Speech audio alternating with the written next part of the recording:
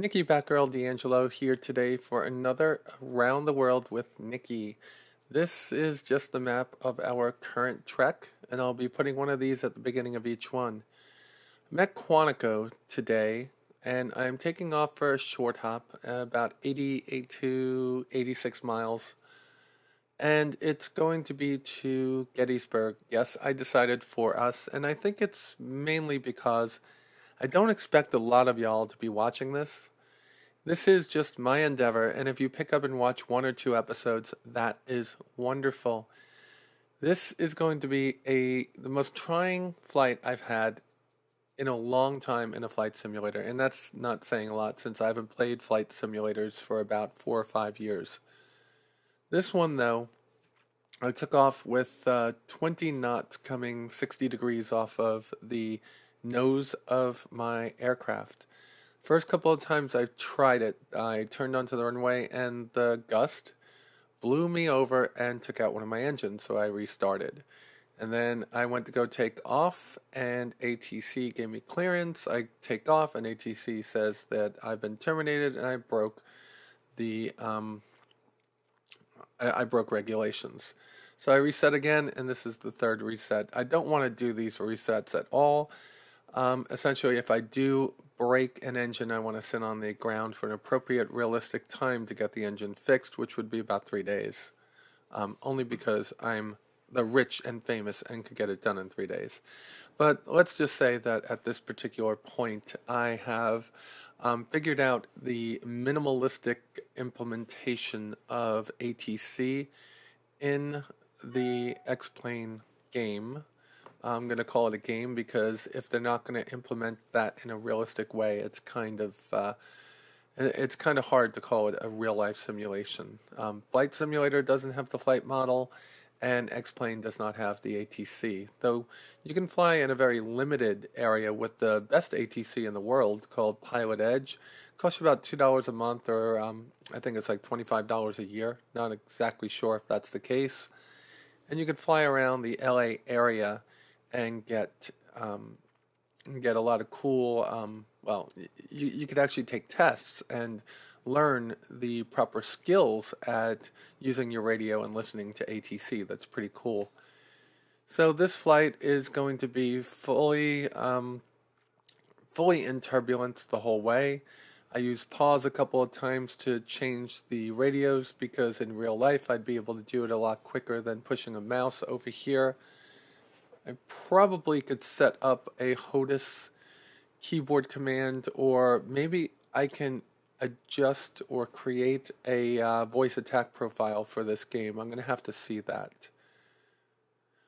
But essentially what we're doing is we're off to Gettysburg, and Gettysburg is the site of the pivotal battle in the Civil War, and it started on July 1st, 1863, and ended on July 3rd, 1863, with over 45,000 casualties on both sides. And that's somewhere around 10,000 dead and 30,000 wounded and 10,000 missing, with a couple of other numbers thrown in there for sure. What was going on is that the North was pushing hard into southern Virginia, and they were actually making headway, but the battles were costing tens of thousands of young men on either side. Yes, young men, civilians too, of course, but mostly this was our young men from 16 years of age and up at the time, I believe. The General Lee, the commander of the Confederate forces, decided that they had to take the pressure off of southern Virginia. So his idea was to attack up north through the Shenandoah Valley, and then hit Gettysburg, and then go across to Harrisburg, and then over to Philadelphia. It was a great plan, but it was not well executed by the generals that were under his command. While he was in the Gettysburg area, they could have not easily won, but had a kind of a stalemate victory instead of a defeat. Now, they weren't defeated in that they lost more troops than the North. They were defeated in that they couldn't take what they needed to, and the North was just going to be able to reinforce the area now that they were pushed back. So that was where the defeat happened. But had the cavalry gotten to where they were on time, it may have changed the battle. But my recollection is that the biggest problem was that the North was already dug in. They had a brand new general, General Meade, who only took over a few weeks beforehand.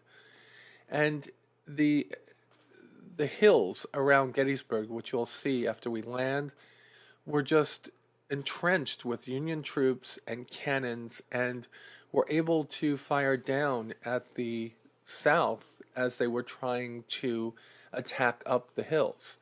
It was a no-win situation. Essentially, it was going to be a war of attrition, and if the South won, it was only going to be with sheer numbers and hopes that the Union lines would break. Well, that didn't happen. In fact, more often than not, the Southern armies, which were less disciplined, well, of course, that's what we say in history now. I'm not sure if that was the case back then, but less disciplined broke quite a few times. But they were actually firing canister shells that were just decimating the lines of troops that were attacking up the hill.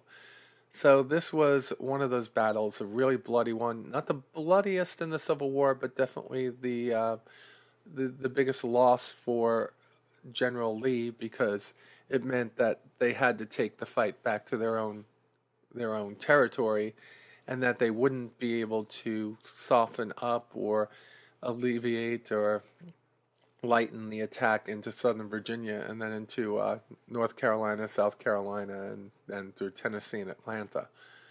Pivotal battle. 2 years later, the war was over. Tens of thousands, well, more than tens of thousands, hundreds of thousands of lives lost in this war. It was a dark time for U.S. The outcome of it was that slavery was abolished. It was a war of economics. The South used slaves to be able to work the fields, which is something that the North needed. The North needed the cotton and the grains and the, peanuts and all the different things from the South, but the South used slaves to keep the cost of the products down so they could sell them cheaply. When slavery was being pushed to be abolished, essentially that meant all the costs were going to go up. Southerners didn't know how they were going to make it. Now, slavery is an abomination. I think it is just wrong in this society. However, when you're asking somebody to change overnight, of course, 100% that's going to be difficult because you have to have a plan, right? Not just do it and figure it out later. That's kind of how politics work today, right? But the South just couldn't see a way out of it. So instead of these two groups working things out across the table and trying to figure this out, of course, it went to civil war. And again, dark time. And thankfully, it ended on the side of the North. Slavery was abolished. And yes, the South saw economic decline and had to deal with the rebuilding. And in that, they were actually able to put things back together in a way that their economy did not rely on the slaves, but instead very low-waged workers. I mean, come on, let's face it. Even today, if you have plantations, farms, or groves, it's usually migrant workers coming across the border to work in them because of, the labor has to be cheap in order to be able to produce the products at a low enough price to keep them in favor with people. All right, enough talk of the Civil War and enough talk of the of economics. Let's see, instead of pushing ahead, maybe what I should do is double the. Yeah, I'm going to do that. I'm going to leave this so we could see the whole flight this time. What I'm going to do is accelerate time every so often, and let's do that after we see this beautiful area that we're flying over right now. Oop, that's over. So I found a fix for the random busing. Being sick and talking just stinks. I found a fix for the random button presses on my X55. It was never the X55 itself. I have 3 Razer products connected to my computer. I guess it's the Death Adder? No, it's the Naga Hex. It's the Tartarus. And it's one of the keyboards. I can't remember which one. It's not the higher end one. It's the Deathstalker or something like that. Well, the Razer software was conflicting with the X55 software in some ways, not always. And just by updating the software on both of them and by plugging the devices in this manner, I plugged the stick, I plugged the HOTUS, then I plugged the keyboard, and then I plugged in the mouse, and the last thing I plugged in was the Tartarus. In doing that, it seems that it set up the joystick and throttle as joystick 1 and joystick 2 inside of the computer's configuration. And I haven't had a random button press in 2 days now. So if any of you are having those random button presses, it's not the X55 and SATEC software. It's probably something that has to do with Windows and the manner in which things are plugged in. Second piece, I've found a fix for ATC. Well, not really. You have to know the in-game frequencies, and that's pretty tough because sometimes they don't match up to what they are in real life, kind of like they do in the Flight Simulator X and in Prepared Professional. My like of X-Plane is that it's a much better flight model. I am very disappointed in ATC at this point. I'm hoping now that they have weather and some other things implemented pretty well in this game, that ATC is the next huge project that they take on for 10.4 or 10.5. I love this simulator. It is amazing to look at, and with the the HD texture maps that I've downloaded and will install over the next couple of weeks, it's even going to look better down below. ATC is very important, and if you ask why, it's because I just don't want to point my airplane in a direction and fly that way. I want to have ATC for two reasons. A lot of this flight is going to wind up being in IFR. It's inevitable. I'm flying into the Northeast and over the North Atlantic in the late fall and probably early winter.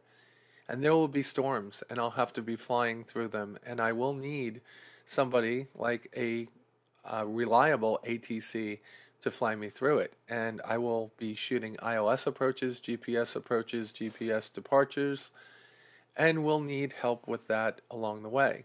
So ATC is important to me. It's also important for the realism of this series. While the series is trying to bring some kind of respect and attention to the servicemen and women that serve around the world for all the free countries of the world, I'm also trying to do it in a manner that what if I did this in real life? Which I can't. I don't have the money, the time, or the experience. So I want to make sure that this is as realistic as I can make it. So I do pre-flights where I look at weather. I knew that today's flight was going to stink. The weather, the cold front that moved through, the high pressure that's in here, and the pressure gradients being so close together meant that it was going to be high winds. The minute I looked at the sock on the field when I went to go take off, I was like, holy cow. The sock was outstretched and kind of buffeting, which meant it was not just 15 knot winds. It was also gusting up to 20 to 25, and it was 25 knot gusts when I took off. It's going to be the same where I'm going. And the ceiling is going to be broken all the way, I should say the cloud cover, with the ceiling potentially going down to as low as 1,000 feet. So this was going to be a bad flight. Flying at 4,300, I did do an IFR flight plan.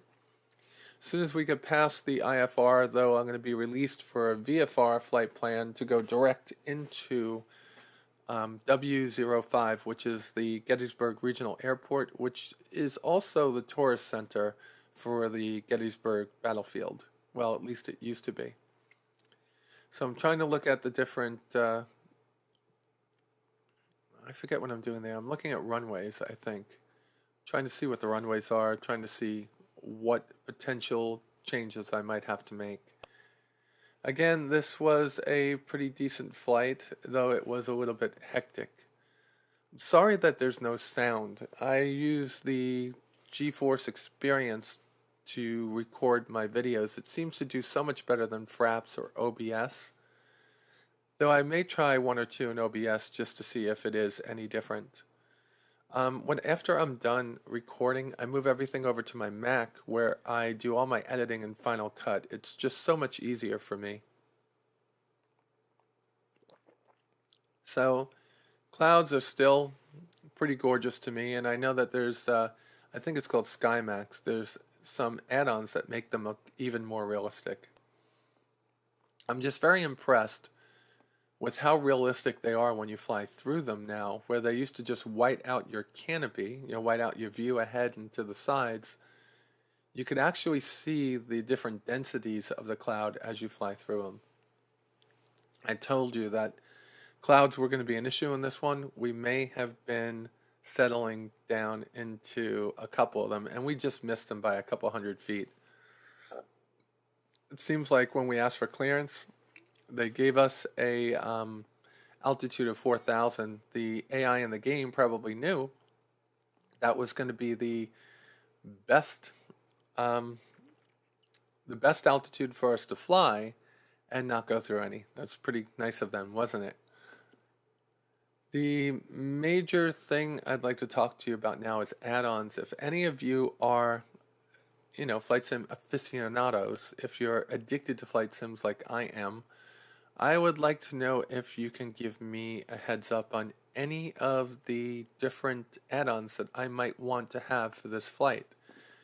Again, this flight, I'm going to fly up through the northeast of the US, probably transition over to Canada and fly up from Canada, maybe over to Maine and up to Newfoundland. I'm trying to find an easy way to get across the Atlantic in something this small. I think I have the range to get from Newfoundland or from one of the other smaller islands over there over to Greenland or Iceland, on paper at least. It all depends on the winds, and this time of year the winds are pretty high going across the Atlantic, so should be able to, if I fly high enough, I should be able to make the trip pretty easily. But if there's any scenery downloads that I can get for free or for a maximum of $20, I would appreciate it. If there's any aircraft that you think I'd have fun with outside of this, I would like that. And if there's a different skin for the DA-42, I would love to know that too.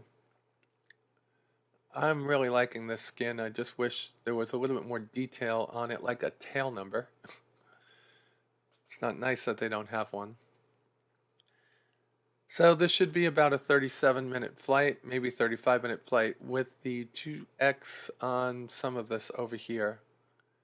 At some point we're going to be coming into a little bit easier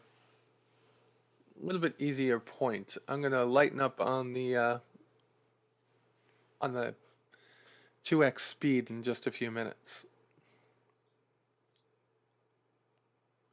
The flight was, as I was making it, because I was so having to make adjustments in attitude, I had to keep on adjusting the autopilot, work the radios. It seemed to go much faster than the last flight, but of course it did. It was like it was exactly half the distance. The last flight was 160, this was 82.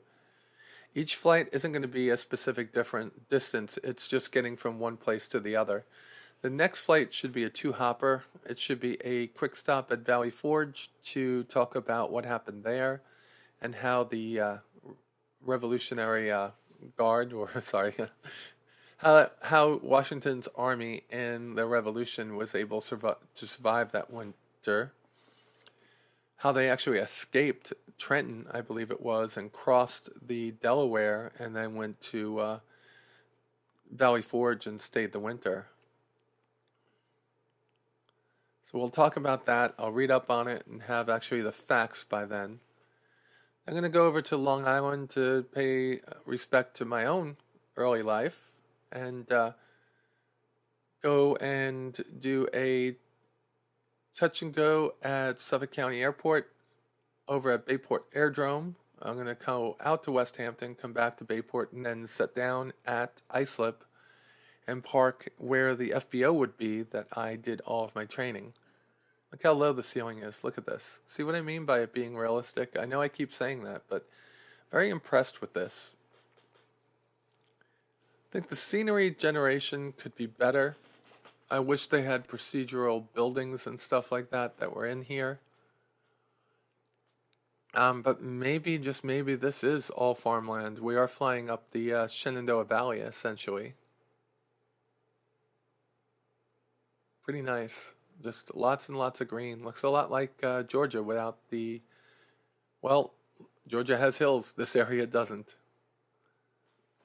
Now, at 2x, you could see that plane shaking. And there was a lot going on here. And every now and then the stall warning would go off because I'd get a wind shift or wind shear. I don't know if that's modeled in this game. It's like all of a sudden my airspeed would go down to 90 or 91 and the horn would be going off, which is unusual since this has a much lower stall speed than that. Here I am trying to trim out the system, trying to make it so we can go to whichever altitude they just gave us, and we're trying to move up from where we are right here, and our destination is going to be just a little bit further up. And let's take a look. Where is that? That's right where we're going, right there. All right. So, yeah, I think I just took control of the aircraft there for a few seconds. I'm getting into my own VFR. I canceled my flight plan.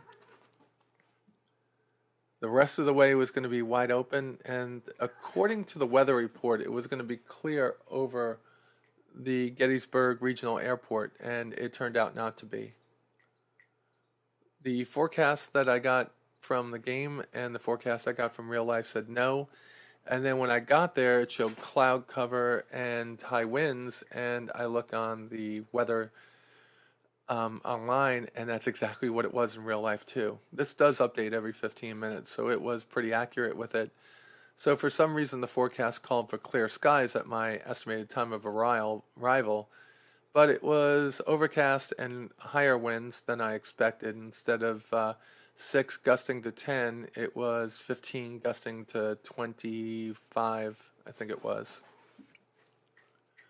And again, that was going to be tough because the winds, I forget what they were coming from. I could barely read what was on the screen.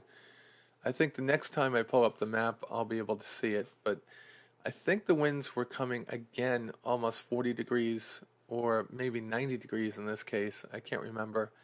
It was going to be a pretty heavy-duty crosswind component. One that I think in real life I might have been a little bit more scared to take. I don't think I would have taken that risk. So we're going to slow it down a little bit here. So my experience with flying started in, let's see, I must have been 15, 14, 13 to 15 years old. I joined the Civil Air Patrol. My mom wanted me to get out of the house more. My brother was playing football. I was playing hockey, and in the off season I was pretty much doing nothing.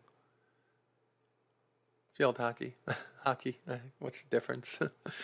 And I joined the Civil Air Patrol, and they had this program where you can go up and take, I guess they were like orientation flights, and I'd go up as often as I could. So I turned 16, and what I got for my birthday was the ability to go up and have a couple of lessons. I took 3 lessons. When I was 17, I enrolled in the Board of Occupational Education, which in the afternoons, 3 days a week, they would send me to a different school, and I would be taking an aviation class out there. The aviation class actually got me my solo, but I came down with acute appendicitis right in the middle of it, and was misdiagnosed for a couple of weeks, a couple of days, one of the two, can't remember. And what happened from there was I took too many days off to stay in the program, so I wound up getting out. So we fast forward to 1985. I am now 20 years old. I am going to school over at Dowling College, and I start flying with my friends in a program over at Islip MacArthur Islip MacArthur Airport in Long Island. And I start going to an FB over there and using my extra money from working full time to pay for lessons. That went on until 1995. So that's a long time, right? 1985 to 1995. Kept it being just a hobby. Got a lot of hours practicing solo cross countries and stuff. Never took my lesson, never took my check ride. In October of 1995, I took my check ride with an FAA check pilot named Frank DeAngelis, who was co-owner or operator or manager or something of Bayport Airdrome.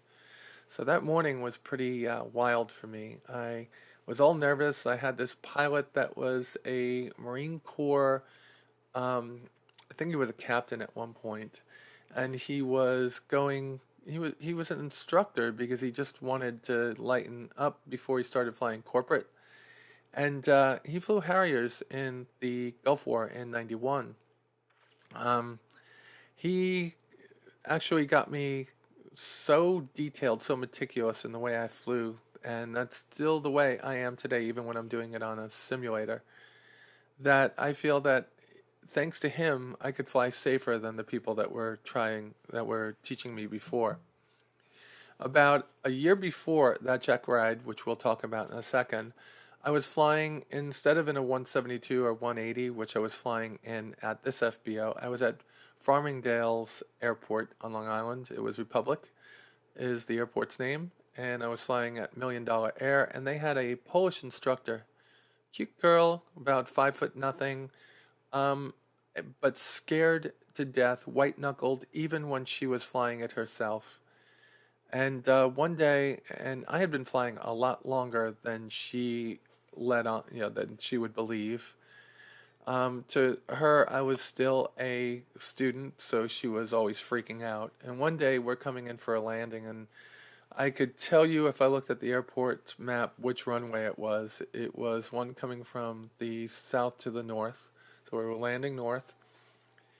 And we had wind shear. I was coming in, and she had me coming in at the slowest airspeed I could. She was trying to show me how to do a really slow and squeak the landing, and I thought it was not the right thing to do at that time of day, but we did. Well, wind shifted, and the plane dropped about 50 to 70 feet really fast to the point where we were probably about 200 feet above the ground, and she starts to pull back on the yoke. And I said, I've got the airplane, and she got the airplane, she would have killed us. I pushed the yoke forward, gained the speed back, and touched down, and she goes, all right, let's go around again. I made a beeline. I said, full stop. I made a beeline, went back to Million Dollar Air, and never flew there again. They were amazing. They're a great group, and I never would have had a problem with them, and I don't. She scared the bejesus out of me, and I just needed to stop for a little bit. And that's when I went back to the FBO over at Islip MacArthur Airport. Well, here I am. It's the day of my check ride, and I'm waiting for Frank DeAngelis to come to Islip MacArthur Airport. I get a call at the FBO, and I go, really, for me? And they're like, yep, it's for you. I pick it up. It's Frank. He goes, come pick me up. I'm like, where? He goes, come pick me up at Bayport. I'm like, huh? Now, Bayport is a little bit south and a little bit west of Islip. It's a tiny little sod runway. I landed there once, and I did a horrible job of landing there. So here I am now. Oh, and I was with my instructor. And I look at my instructor. I go, he wants me to pick him up. He goes, what? He gets on the phone. He goes, yep, he wants you to pick him up. I said, okay. So he gives me the old pep talk about what to do, about how to land on sod again, to make sure I keep the yoke in my gut as I'm taxiing, so I don't put too much weight on the nose wheel and possibly, cartwheel or tumble the aircraft. Fly into Bayport, make a perfect landing. I mean, I was so freaking lucky I did. Grabbed Frank. Frank took us back to Islip. We did 3 or 4 touches and goes. I can't remember. Then we flew out to Deer Park VOR. From Deer Park VOR, we went to Calverton. We did a touch and go at Calverton, turned south, went to Smith Point, and in Smith Point we did we did an engine failure fire emergency procedure, and he demonstrated it the first time that I did it. We took it right down to about 75 feet above the parking lot at Smith Point State Park. From there, we went back to Bayport, where he had me do 2 full stops. And on the last full stop, he goes, "Oh, we're not going to do the 3rd one." I go, "Why?" And he goes, "You passed." I let him off, shut down the aircraft. I should say I shut down the aircraft, let him off, got out myself, went back into the small FBO they had there. He signed me off. I took off, went back to Islip, and pretty much went out and celebrated by flying out to Suffolk County Airport. There's a diner right on the field, and my instructor and I went out for lunch. That was the story of my getting my ticket. Since then, I've got about another 100 hours in me. A lot of cross-country time, about 15, 20 hours of instrument time. But I haven't flown since that incident I talked about last time, where I almost died here in the hands of myself, not remembering that I was pilot in command, and the guy in the right seat who outranked me in the Civil Air Patrol at the time was not. I think at some point when I get money, I will go back to flying privately. Until then, this will be my fun. With all the things going on in computers today, you get an amazing experience that's very close to the real thing, except for you're not able to feel the aircraft. Flying in a simulator is very difficult. I was very impressed when they had these force feedback sticks and yokes, because they were modeled to the point where when you were stalling, they would shake, kind of like your controls in an aircraft would do. When I was flying a Cessna, I would always feel that little mushiness at the end just before it stalled. Or when I was flying in a Piper, a Warrior, or an Archer, I would feel that kind of instability in the turn when it was about to stall. Because, when a Piper stalls, it always wings over. There's a wing that always drops. And a Cessna stalls, at least the ones that I've flown, kind of like just a feather falling. It's kind of weird. Now, you can spin it and make it kind of aggressive, but it doesn't fall that bad. The Maul, that one was an aggressive stall, if I remember correctly. I flew a Maul for about 2 or 3 flights. So I've flown a lot of different aircraft, and I think that this is probably the best flight model I've seen. That's where we're getting back to X-Plane. And it's perfect that I've been talking this whole time, because I'm getting us right to the point where this matters. Because I'm about ready to turn from base onto final, and this aircraft is bouncing all over the place like it would in these same conditions. And I've flown in conditions like this on Long Island. It's gray outside, light rain, wind like crazy. Middle of October, end of October, I've done it over in Islip MacArthur, flying into 3-3 right and 3-3 left. This aircraft seems to be exactly modeling what I remember from those days of flying. And here we are turning onto final, and you can see the hills in the distance, and those are the hills that the Union troops were on back in the Civil War Battle of Gettysburg. You can see why it was so difficult for the Southern troops, for the Confederates, to actually win this battle. Once the Union had the high ground, it was all over. This was white knuckle, I'm telling you.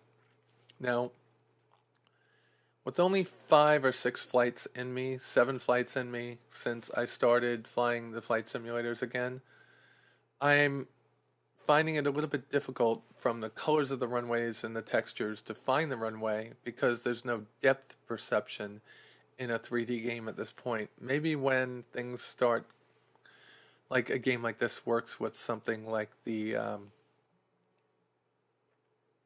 I guess that would be the headset that you wear on your head that shows everything in 3D. Maybe that will be a little bit better. Alright, so we're turning on to final. This is not a great pattern we're flying here. Mostly because we're getting tossed all over the place. I'm trying to judge the crosswind at this point, so I'm trying to kick it back over a little bit more. And this is going to be, look at this. This is going to be a much harder landing than the last one of my legs. Quantico makes this one look like a walk in the park. So trying to get it down. We're down wherever the threshold, so we could pretty much land any place over here. And we're down. Alright, straighten out the aircraft. Clean it up, get those flaps up as quickly as possible because you don't want to be blown all over the place. And I am sorry, like I said, about there being no sound in this one. Have to work that one out.